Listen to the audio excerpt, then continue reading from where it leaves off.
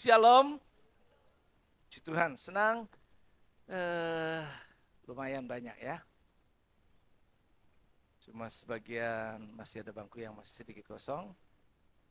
Dan kalau konsisten kita setiap minggu seperti ini, tentu akan lebih baik ya. Kita mengalami progres, kita mengalami keadaan yang terus makin baik. Tapi sayang mungkin kita kurang konsisten. Jadi kita harus belajar konsisten hari ini, esok, dan seterusnya. Kita harus bisa lebih baik. Tema retreat yang akan datang udah tinggal 1 bulan lagi, yaitu level up yourself. Jadi bagaimana kita bisa meningkatkan segala sesuatu yang diperlukan, tingkat kedewasaan, kapasitas, tentu juga kerohanian kita. Ya. Jadi karena itu yuk kita sama-sama belajar supaya hari lepas hari kita bisa makin boleh berkenan di hadapan Tuhan. Hari ini saya mau berbagi, minggu lalu masih ada yang ingat kita bicara tentang apa ya? Baru seminggu sih ya. Semoga gak lupa. Apa minggu lalu? Jangan emosi ya, terus tenang saja. Ya puji Tuhan lah ya, masih pada ingat ya. Jangan emosi. Ya, hari ini kita mau lebih lagi ya. Kita mau belajar. Belajar lebih bersabar lagi. Ini lagi biasa kita. Belajar lebih bersabar lagi. Mungkin kita bilang saya sudah sabar, ya kita belajar lebih bersabar lagi karena ada satu-satunya apa? Ada satu ketika kita berada di situasi yang buat kita bisa juga terpancing emosi. Jadi hari ini kita mau belajar. Saya belajar, Bapak Ibu Saudara sekalian juga boleh belajar ya. Di dalam Yakobus pasal yang kelima ayat 7 sampai yang ke-11 kita akan baca bersama-sama ayat ini. Ya, yang laki-laki bersama saya ayat ganjil, yang wanita bersama dengan kaumnya ayat genap, sampai pada yang terakhir kita baca bersama-sama ya. 1, 2, 3 laki-laki mulai. Karena itu saudara-saudara, bersabarlah sampai kepada kedatangan Tuhan. Sesungguhnya petani menantikan hasil yang berharga di tanahnya, dan ia sabar sampai telah turun hujan musim gugur dan hujan musim semi.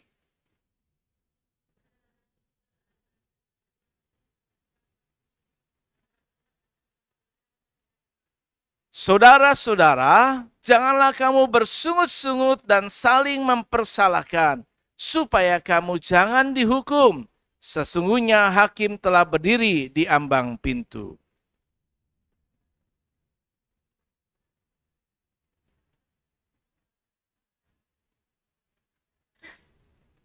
Sama-sama. Sesungguhnya kami menyebut mereka berbahagia, yaitu mereka yang telah bertekun. Kamu telah mendengar tentang ketekunan Ayub, dan kamu telah tahu apa yang pada akhirnya disediakan Tuhan baginya, karena Tuhan Maha Penyayang dan penuh belas kasihan. Nah, coba perhatikan di ayat yang ke-7 dikatakan bahwa ya, saudara-saudara, bersabarlah. Sampai kapan kita harus bersabar? Sampai kedatangan Tuhan. Jadi kedatangan Tuhan yang kita masih nanti-nantikan sampai saat ini, yang sudah dinubuatkan dari sejak waktu yang lampau, sampai kepada saat ini mana? Nubuatan firman Tuhan berkata mungkin ada orang yang bilang mana? Mungkin juga kita pernah mendapat satu janji dari orang lain, kemudian kita berpikir mana janji-janji tinggal janji. Tapi penggenapannya, realisasinya masih belum. Karena itu ini bicara tentang hati. Ini bicara tentang karakter.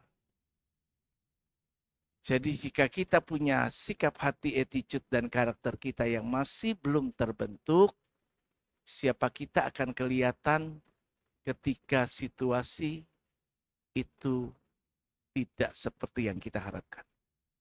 Kalau semua running well, semuanya jalan dengan baik, orang dunia sama orang Kristen nggak ada beda. Terus jika hidup kita tidak berbeda dengan orang dunia, apa lebihnya kita sebagai pengikut Tuhan? Nah, karena itu, jika mata ganti mata, gigi ganti gigi, itu hukum Taurat, tapi hukum kasih, jika ada yang menampar pipi kiri, beri pipi kanan. Artinya, ya sabarlah ya, menghadapi orang kayak gitu, nggak perlu dibalas. Karena sekali lagi, moto kita jadi orang baik. Coba bisa lanjutkan? Kita jadi orang baik, bukan karena orang lain baik, tapi karena kita memang orang baik. Sekali lagi. Yuk ucapin, nggak usah saya katakan. 1, 2, 3.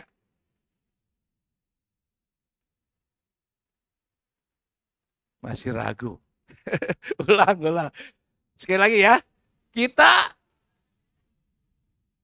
jadi orang baik bukan karena orang baik pada kita, tapi karena kita memang orang. Iya. Jadi kalau memang dasarnya kamu baik, nggak pengaruh orang nggak baik juga, kamu tetap baik. Jadi jangan jadi orang baik karena orang baik sama kita. Berarti yang baik bukan kita. Betul? Kalau kita seperti itu, isi kita 0. Jadi kita 1, 2, 3, 4 dan seterusnya bergantung orang isi kita. Kita harus punya isi. Isinya apa? Karakter kita apa? Jati diri kita apa? Kepribadian kita apa? Nah, hari ini kita belajar bagaimana bagaimana saudara bisa jadi orang yang baik dalam hal sabar.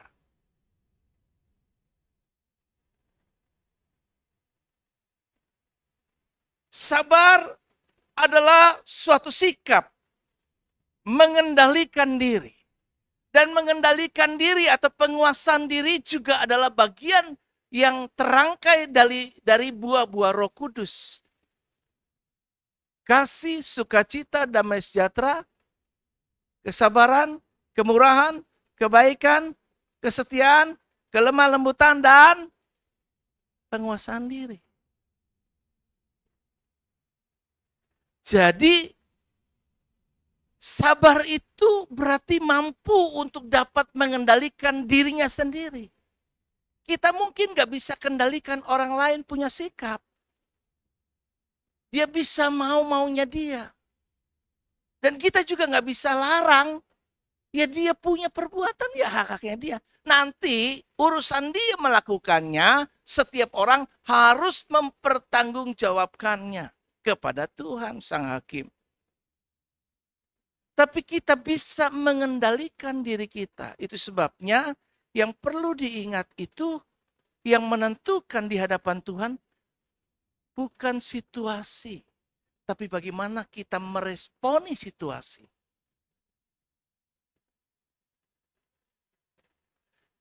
Keadaan-keadaan kita itu ada yang terkendali, tapi juga ada yang tidak terkendali. Sesuatu yang terkendali bisa kita ubah.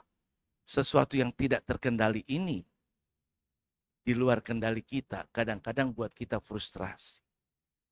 Tapi di situ kita punya sikap. Karena itu dia akan selanjutnya bukan cuma bisa mampu mengendalikan diri, tapi bisa tabah. Tabah itu apa ya? Tabah itu apa ya? Boleh diartikan kayak gimana ya? Ya udahlah ya, tabah ya, bertahan ya. Bisa menerima keadaan ya. Ya udah ya. Ya udah ya. Ya udah begini, ya udah tabahlah. Ya, legowo lah. Gitu. Tabah, bisa terima keadaan. Kebanyakan orang nggak sabar itu karena nggak bisa terima keadaan. Nggak bisa keadaan yang kayak begini dia terima. Nggak bisa lu begini sama gua. Nggak bisa begitu. Jadi nggak tabah dia. Terus tenang. Itu sikap orang yang sabar. Kemarin kan kita bilang, jangan emosi ya, tenang saja. Jadi kemampuan kita untuk tetap bersikap tenang dalam setiap situasi, itu sabar. Kemudian kita punya sikap yang tidak tergesa-gesa. Nggak kepengen segalanya instan. Nggak nuntut orang berubah. Dan perubahan itu segera. Setiap orang tentunya perlu waktu. Perlu proses di dalam dirinya. Tidak keburu nafsu. Mampu menahan emosi negatif. Ada emosi positif, ada emosi negatif. Emosi positif itu kayak apa?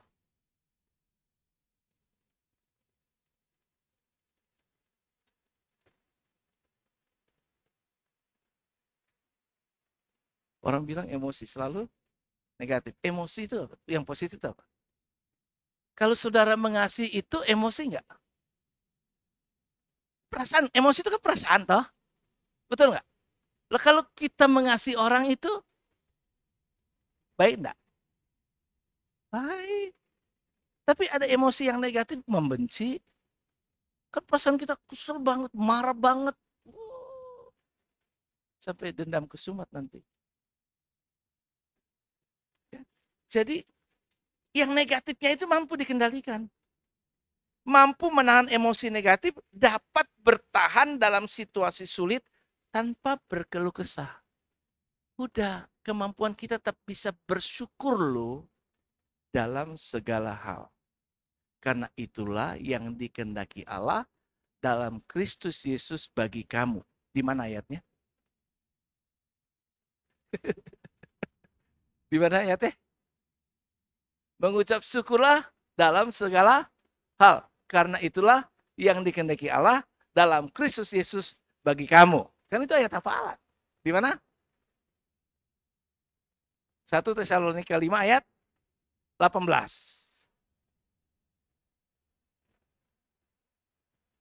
Itu hal-hal yang hari-hari harus kita hafal sih. Harus ada sudah. Ya. Nah, jadi kalau kita bisa lihat di sini kata sabar itu sendiri, makrotumos, makronya itu apa? Panjang. Tumosnya itu panas.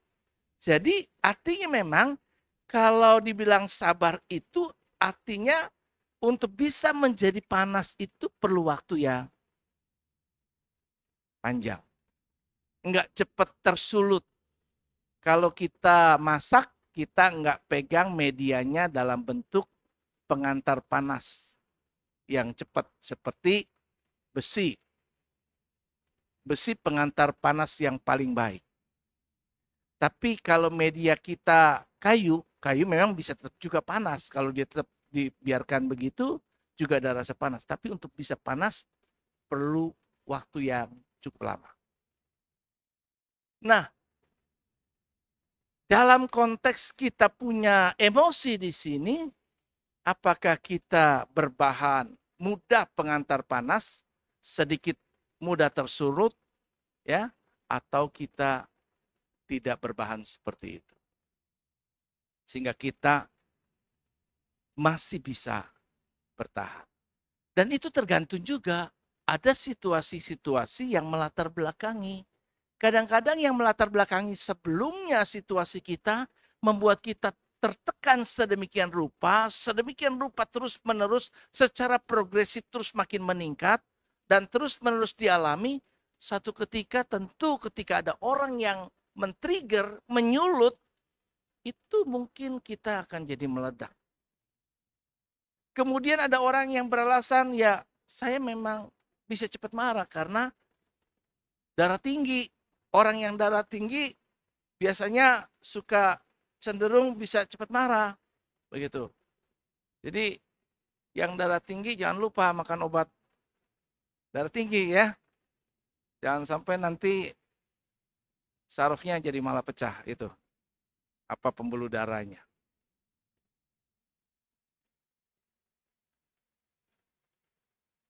Jadi kita harus belajar bersabar. Bahkan bersabar lebih ya, lebih. Nah, sabar itu adalah proses belajar yang berlangsung seumur hidup sampai Tuhan datang. Kita nantikan sampai Tuhan datang, dan sikap orang percaya tetap selalu harus bisa bersabar. Yesus adalah teladan kesabaran yang terbaik. Dia mampu mengendalikan emosi, dia bisa menghadapi setiap situasi yang ada, dan dia bisa bertindak tepat di dalam setiap situasi. Dan Tuhan mau kita belajar lebih bersabar lagi. Firman Allah tadi katakan di ayat yang ke-8, kamu juga harus bersabar. Kalau dikatakan harus, itu wajib. Jadi kita harus bersabar. Orang Kristen yang tidak bersabar, tandanya hidupnya belum ada Roh Kudus. Atau hidupnya tidak dipimpin Roh Kudus.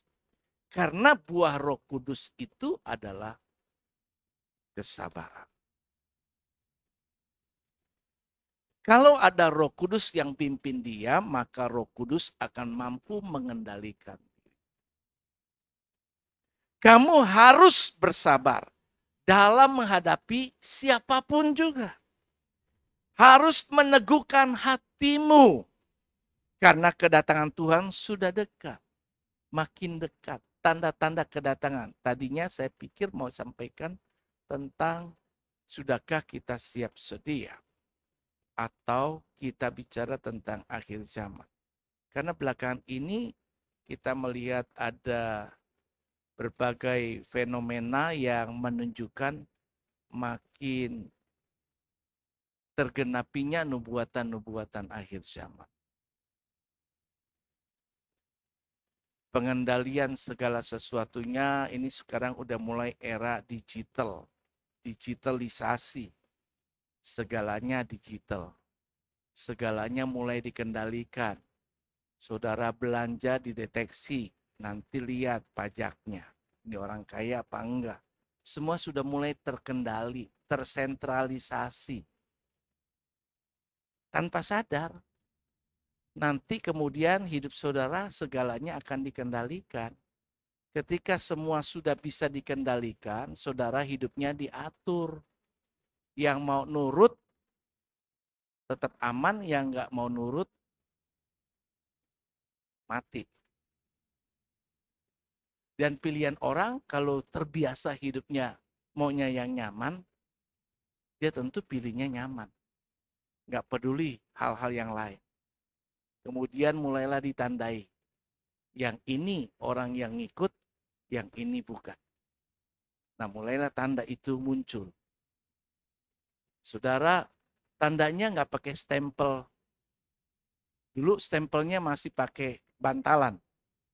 Sekarang stempelnya sudah pakai apa?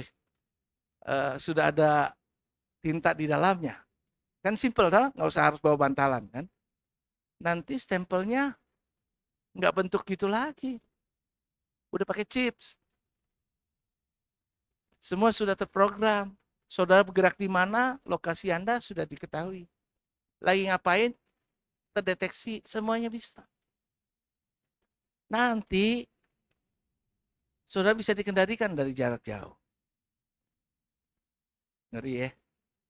Itu makin dekat. Makin dekat. Maka dikatakan kamu harus meneguhkan hatimu.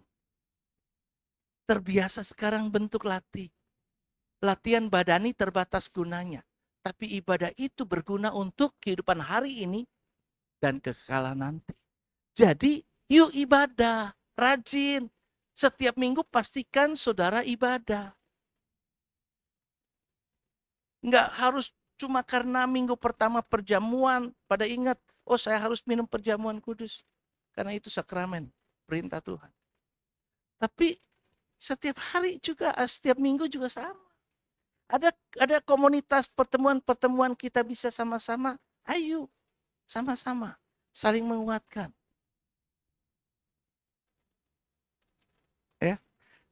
Hendaklah, kata Paulus kepada jemaat di Efesus, kamu selalu rendah hati, lemah lembut, dan sabar.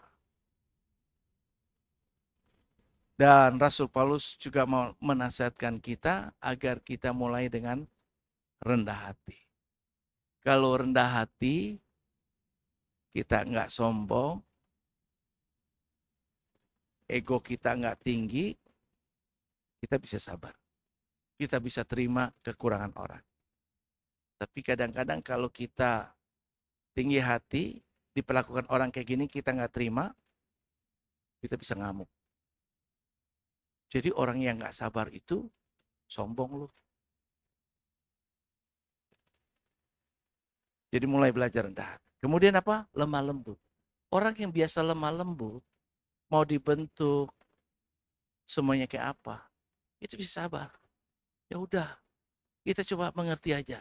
Di balik semua hal yang terjadi, tidak ada hal yang terjadi tanpa seizin Tuhan. Dan tanpa terkendali. Semua ada dalam kendali Tuhan. Bahkan katanya sehelai rambut jatuh, Tuhan pun tahu. Dan kalau Tuhan izinkan itu terjadi, karena harus izin Tuhan, itu ada maksud dan rencana Tuhan. Jadi tugas kita adalah belajar mengerti di setiap situasi atau hal yang kita alamin, apa pembelajaran yang Tuhan mau ajar ke saya dalam hal ini. Sehingga ke depannya kita bisa naik kelas, naik level, dan nggak terjebak di situasi yang sama. Kalau orang nggak naik, dia harus ngulang lagi, kelas 5 lagi. Tapi kalau kelas 5 pembelajaran yang sudah dipelajari semua berhasil, dia naik ke kelas 6. Nggak ngulang lagi. Hidup kita juga begitu. Nah, kita mau belajar dengan cepat, mengapa sih saya harus sabar? Coba, kenapa kita harus sabar? Kenapa kita harus lebih bersabar lagi? Kenapa? Satu, ada beberapa alasan kita harus sabar. Poin satu. Apa? Sabar itu sifat Allah. Allah itu panjang sabar. Keluaran 34 ayat yang ke-6. Yuk kita baca. 2, 3.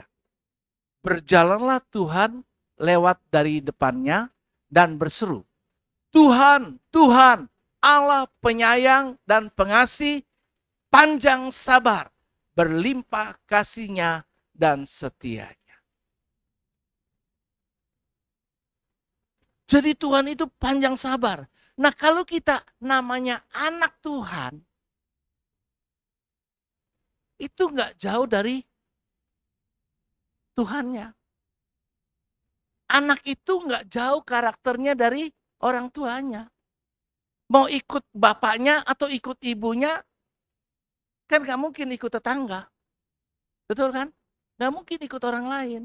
Lah kalau kita anak Tuhan, Tuhannya panjang sabar. Tuhannya itu sabar, panjang sabar.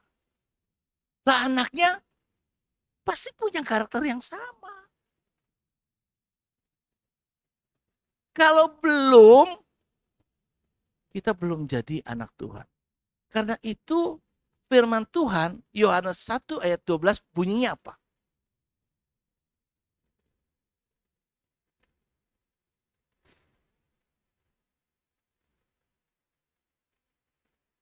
Yohanes 1 ayat 12 bunyinya apa? Semua orang yang menerimanya, terima siapa? Terima siapa? Terima Yesus ya. Semua orang yang menerimanya diberi kuasa, kemampuan, kapasitas. Ada sesuatu di dalam diri orang itu. Yaitu untuk apa? Diberikan kuasa. Nah, kebanyakan orang lupa. Dia pikir kuasa jadi anak Allah. Tapi kuasa itu bukan jadi anak Allah. Supaya apa? Jadi kita belum. Tapi kamu dapat kuasa untuk berperilaku seperti anak Allah. Itu maksudnya. Siapa yang terima Yesus, dia diberikan kuasa. Terima Yesus, terima Roh Kudus. Roh Yesus, Roh Kudus. Roh Kudus memberi kuasa, kemampuan, kapasitas supaya kita bisa berperilaku seperti anak Allah. Jadi belum jabatan kita di itu.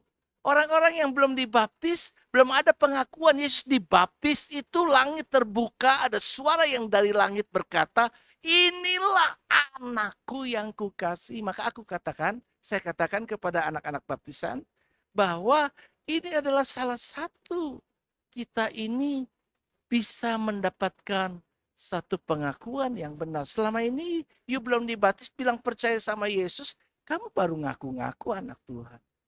Tuhan ngakuin kamu enggak? Karena baptisan itu adalah wujud kita benar-benar mendeklarasikan kepada dunia. Karena tidak ada orang yang dibaptis di kamar mandi. Bersembunyi. Di depan umum, orang boleh menyaksikan, melihat, mendeklarasikan, memproklamirkan aku ini anak Tuhan. Aku terima Yesus. Dan karena itu sejak itu saudara hidup baru, dari titik nol saudara diperbarui dan mulai menata kehidupan yang lebih baik. Sabar sifat Allah. Karena itu sebagai anak-anak Allah kita harus punya karakter ini. Yang kedua, kenapa kita harus lebih bersabar lagi? Sifat Allah. Ingat ya, satu karena sifat. Kedua,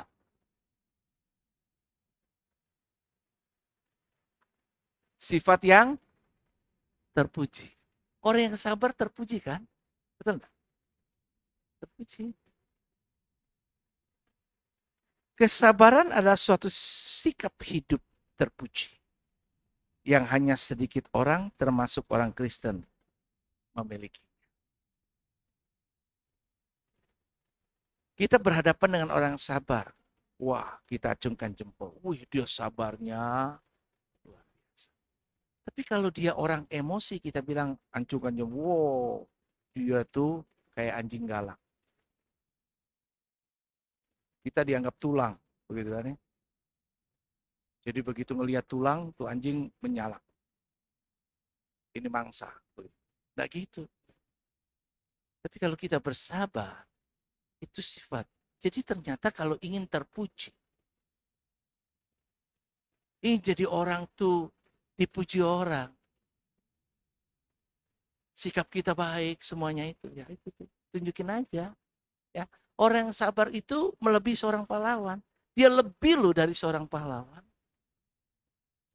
Orang yang menguasai dirinya melebihi orang yang merebut kota. Hebat. Kita tuh lebih dari pemenang katanya. Jadi nggak cuma lagu kita nyanyi, kita lebih dari pemenang, tapi menunjukkan sikap hidup yang memang kita patut dipuji itu. Kita lebih dari pemenang.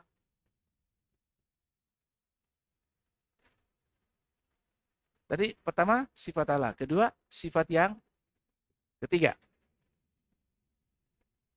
Apa? Buah Roh Kudus. Ini adalah tanda. Jadi kalau ada orang suka mentok-mentok, diperiksa ini anak siapa. Tes DNA. Nah, kita tes DNA rohani kita.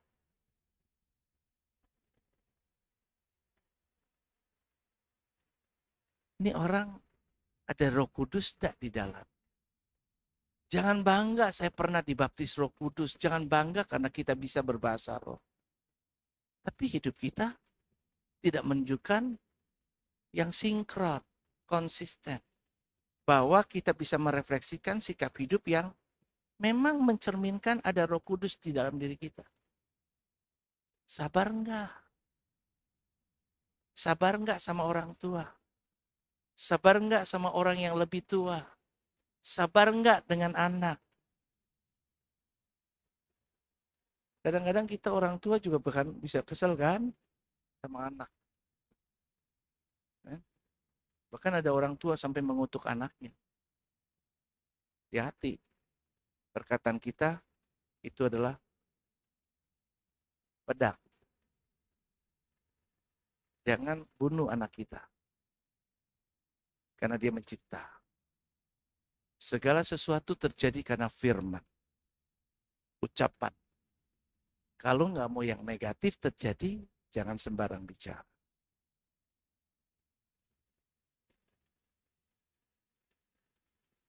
Tiga ya, ingat ya. Yang keempat apa? Kira-kira yang belum tadi sifat Allah, sifat terpuji, buah Roh Kudus. Kira-kira apa lagi?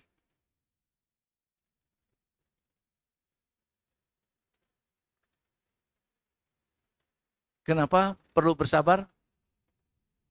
Karena dengan kita bersabar lagi, maka kita bisa mencegah kesalahan-kesalahan besar terjadi. Siapa lekas naik darah berlaku bodoh. Bodoh. Emosi itu bodoh. Tetapi orang yang bijaksana dia bersabar. Karena kesabaran mencegah kesalahan-kesalahan besar.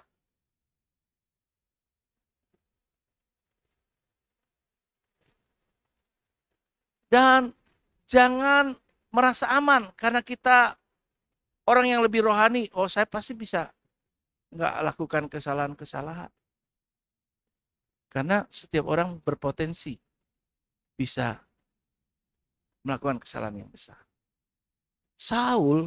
Raja lu juga melakukan kesalahan besar. Kesalahan besar yang dilakukan apa?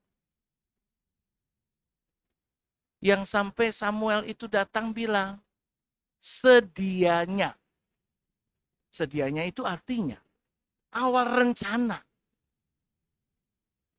Tadinya, sedianya Allah mau mengokohkan kerajaanmu. Sedianya Tuhan mau kasih kamu berkat. Sedianya Tuhan mau pakai kamu lebih hebat. Sedianya kamu akan dimuliakan. Awalnya Tuhan maksudkan itu. Tapi gara-gara kita kurang sabar, nggak sabar menanti, nggak sabar ngikutin, pakai akal sendiri, tidak mampu mengendalikan situasi, mungkin kita beralasan, oh situasinya kan kayak gini, kalau kayak gini gimana nanti? Kalau kita cari alasan jadi orang yang cuma cari pembenaran, kita bukan orang baik. Kita nggak perlu bela diri. Izinkan Tuhan membela hidup kita. Amin.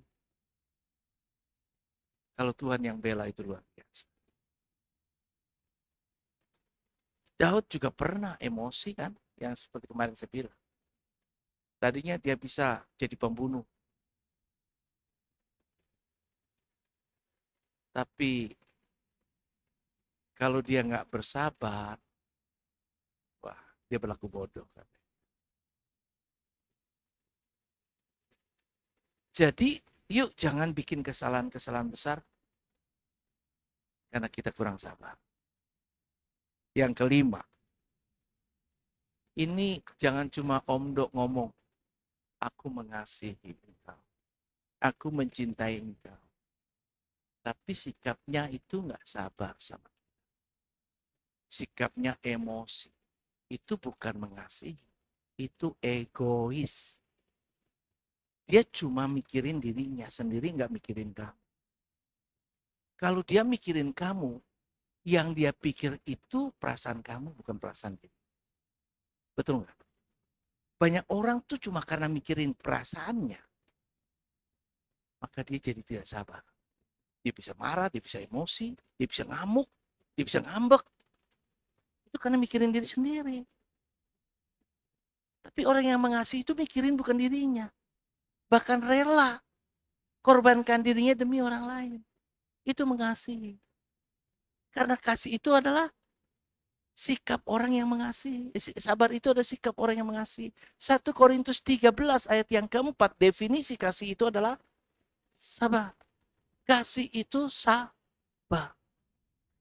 Jadi kalau ada orang yang nggak sabar, jangan bilang deh dia mengasihi. Belajar dulu mengasihi.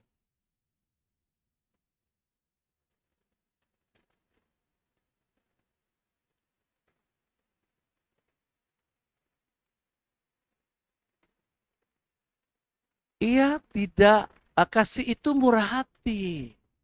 Kasih itu tidak cemburu. Kasih itu tidak memegahkan diri. Juga tidak sombong. Cemburu itu tanda Anda tidak mampu. Cemburu itu tanda Anda egois. Allah cemburu. Allah aja cemburu. Iya. Dia nggak mau diduakan. Untuk Allah iya. Kita harus, jangan ada Allahmu, jangan ada Allah lain di hadapanku. Dia Allah yang cemburu. Dia punya hak. Tapi kita enggak. Kita nggak punya hak. Dan yang keenam, alasan kenapa kita harus bersabar. Masih ulangin dulu satu. Tadi sifatnya Allah. Kedua, sifat terpuji. Ketiga, buah roh. Keempat, mencegah dari kesalahan yang besar. Kelima, apa? Orang yang mengasihi. Ya. Jadi kenalin nih. Orang-orang itu mengasihi saya apa enggak? Kalau dia bersabar, berarti dia sayang. Kalau enggak, lo egois doang. Yang keenam,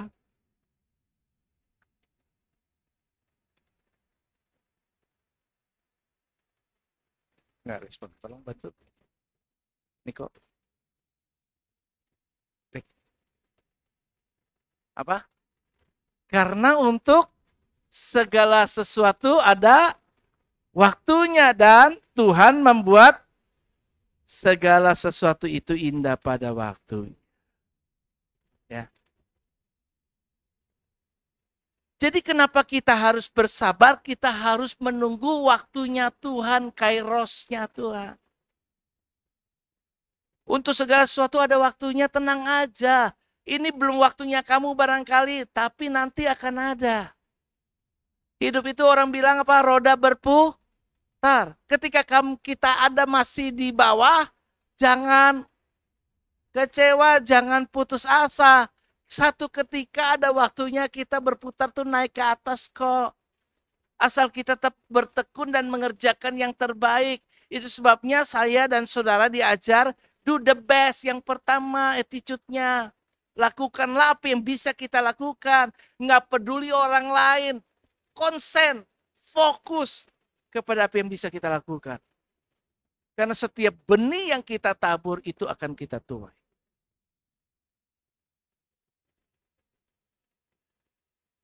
Semua hanya akan indah pada waktunya. Firman ayat pertama, ya, Pengkhotbah 3 ayat 1, untuk segala sesuatu ada masanya. Untuk apapun di bawah kolong langit ada waktunya. Kemudian ayat yang ke-11, ia membuat segala sesuatu indah pada waktunya. Gambaran yang paling tepat itu sulaman. Ketika sebuah sulaman itu belum selesai, Anda melihat dari bawah ke atas, maka yang ada benang kusut. Betul nggak? Apakah dia jadi pemandangan yang indah? Tidak. Tapi hanya setelah selesai, Allah membalikan itu menjadi sebuah hal yang begitu indah dan bernilai. Segala sesuatu ada prosesnya. Karena itu yang namanya instan itu tidak sehat. Betul kan? Mie instan atau apa, kan nggak sehat. Tetapi semua yang berproses itu baik. Jadi kalau Tuhan proses kita, itu baik. Nah, selanjutnya, setelah kita punya alasan kenapa saya harus bersabar, sekarang aplikasinya. Kapan saya harus bersabar? Kapan? Kapan? Sekarang. Yang pertama, ketika keadaan di luar kendali ini yang kadang-kadang ini bisa kita nggak sabar ini. Firman Allah tadi katakan ayat 7, karena itu saudara-saudara bersabarlah sampai kepada kedatangan Tuhan. Sesungguhnya petani menantikan hasil yang berharga dari tanahnya dan ia sabar sampai telah turun hujan musim gugur dan hujan musim semi. Kenapa disebut sebagai petani itu ya? Diambil satu pembelajaran dari petani. Petani itu tidak berkuasa atas musim. Sekarang musim kita tahu, kita belajar. Januari sampai Januari. Kita punya berapa musim sih? Cuma 2 ya? 2 ya. Nah, kita cuma 2. Di negara lain ada 4. Yaitu dari bulan Oktober, ya, berber kan? Sampai di bulan berapa? Yang kita belajar dari sampai, kan 6 bulan kan? Oktober, November, Desember, Januari, Februari, Maret. Jadi dari Oktober sampai Maret kita diajar itu musim hujan. Kemudian April, Mei, Juni, Juli, Agustus, September. Itu kita diajar dulu bahwa itu adalah musim panas. Tapi sekarang cuaca pun bisa tidak terkendali. Ada musim panas jadi sering hujan, ada musim hujan jadi panas. Nah, ada situasi-situasi di dalam hidup kita yang juga tidak terkendali. Tetapi yang tetap sebagai seorang petani, dia tetap melakukan adalah menanti hasil dengan menunggu waktu yang ada. Begitulah kita. Tadi alasan ke-6 bahwa semua ada waktunya dan semua akan indah pada waktunya.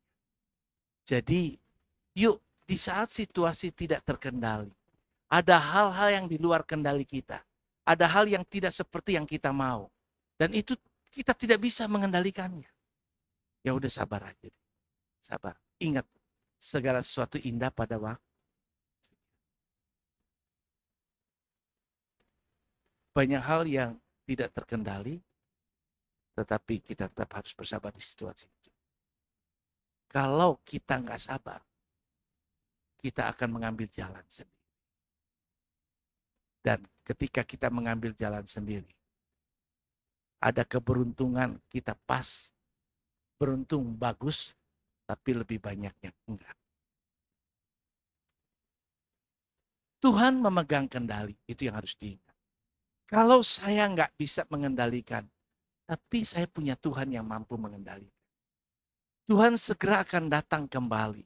Dia pencipta, pemilik, pengendali segala yang terjadi atas dunia ini. Karena itu kita harus bersabar menantikan dia datang kembali. Menanti waktunya Tuhan. Biarkan Tuhan intervensi dalam hidup kita.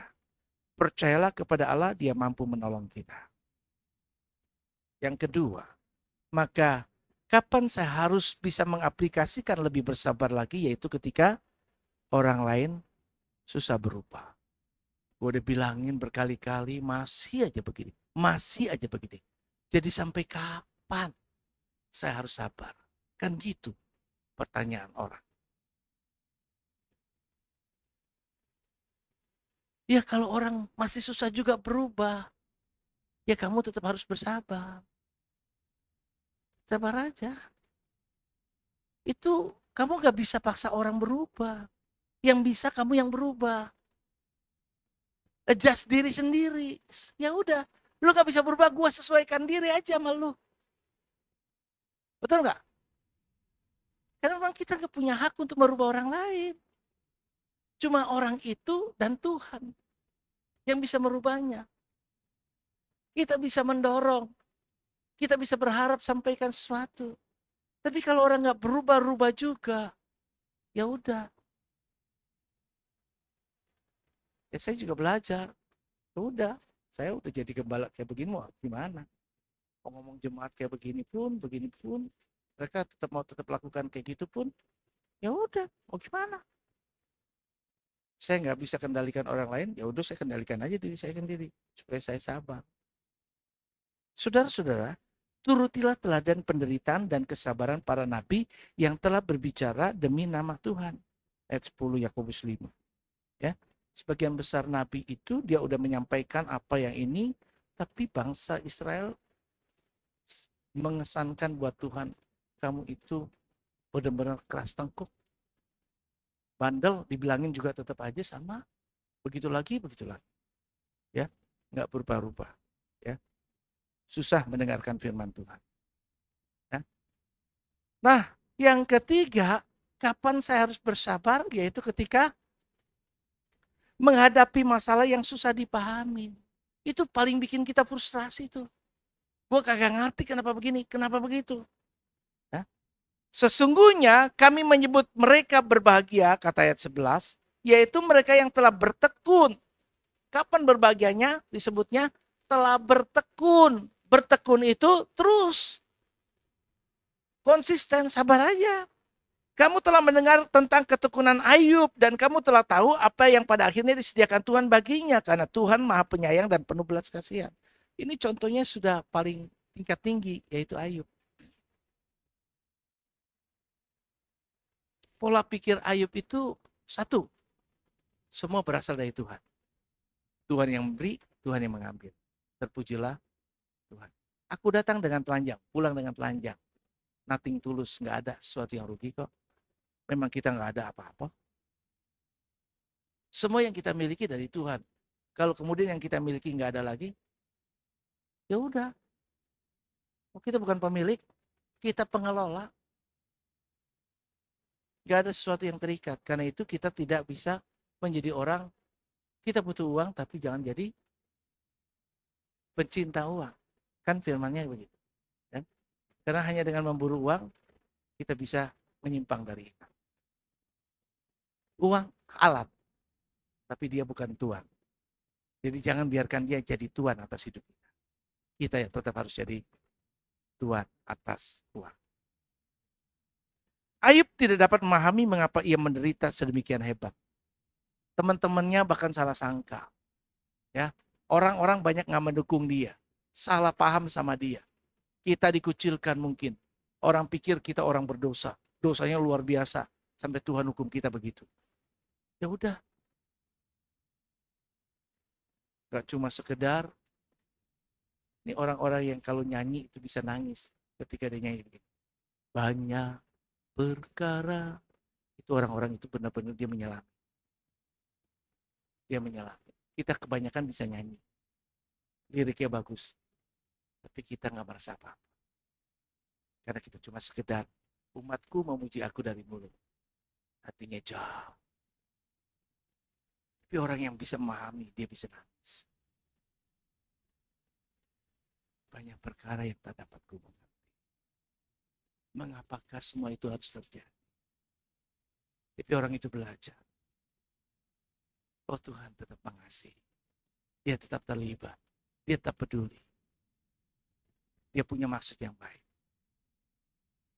Maka Ayub pada akhirnya dikatakan Tuhan, dia tidak berbuat dosa dengan apa yang dia katakan. Teman hidupnya yang lebih parah itu istri Ayub. Wah, kalau udah teman hidup tuh bikin senewan kita. Tapi yuk kita tetap percaya Tuhan mengerjakan yang terbaik. Tuhan bekerja tak terlihat. Sekalipun gak kelihatan bukan berarti Tuhan diam. Dia kerja in silent. Dia sedang mengerjakan yang tak terlihat oleh kita. Jadi hari ini mungkin gak kelihatan, kita gak pernah berpikir. Tapi Tuhan gak berhenti mengerjakan. Mungkin ketika kita pernah berdoa sama Tuhan, terus doa kita tidak terjadi. Sepertinya ya sudah, dan kita udahlah lupakan. Tapi Tuhan gak pernah lupakan. Ketika kita bahkan belajar untuk melupakan semuanya, kita singkirkan harapan, ya udahlah gak perlu lagi kita berharap. Tuhan gak pernah lupa tuh. Tetap dia masih mengerjakan. Saya pernah bisa berempati merasakan itu. Orang ngusulin saya A, B, C.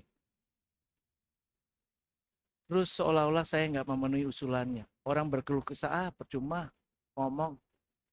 Dia tetap juga jalankan yang dia mau. Itu kesimpulan orang. Tapi kamu nggak tahu saya sedang memikirkan. Mungkin saat itu buat saya belum waktunya yang terbaik. Tapi perkataan Anda terngiang di kepala. Dan saya pada waktunya mengerjakan apa yang Anda usul. Saya berempati dengan Tuhan. Mungkin satu ketika kita bersampaikan sama Tuhan, Tuhan begini, begitu. Sekarang mungkin kita belum dapatkan. Tapi Tuhan sedang bekerja untuk menyediakan yang terbaik. Sesuai dengan waktu dan caranya. Yang terakhir. Yuk, semoga kita makin yakin untuk jadi orang sabar mulai sekarang. Ada manfaat menjadi orang yang sabar. 4 manfaat ini benefit buat kita. Sabar itu lebih menguntungkan daripada tidak. Kalau nggak sabar, nggak masuk. Jadi karena itu, kamu nggak capai tujuan yang kita mau capai. Tapi orang yang sabar itu bisa mencapai tujuannya. Ibrani 6 ayat 15. Apa bunyinya? Coba bacain. Ibrani 6 ayat 15.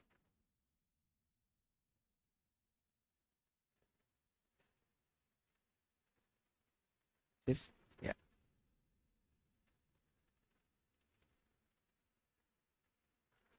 Iya. Abraham menanti dengan sabar. Abraham dijanjiin di umur berapa punya anak? 75. Kapan digenapinya terwujud? 100. Berapa tahun nunggu? Mau nggak nunggu 25 tahun? Nanti dulu. Kita juga lihat perjalanan hidup Abraham pernah gagal. Ya kan? Tapi Tuhan tetap dalam rencananya.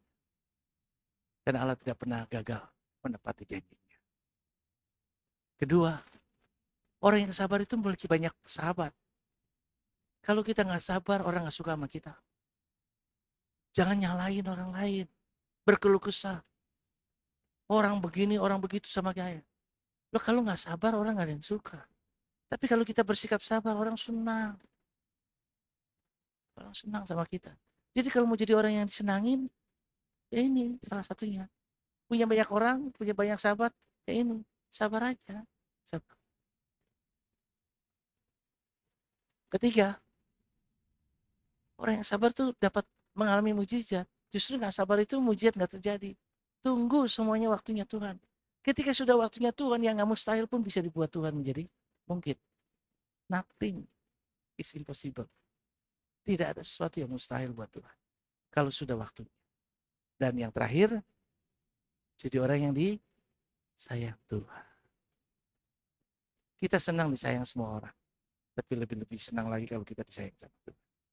Tuhan bisa melakukan yang jauh lebih banyak dari yang bisa dilakukan orang lain. Tuhan memberkati. Mari kita bangkit diri.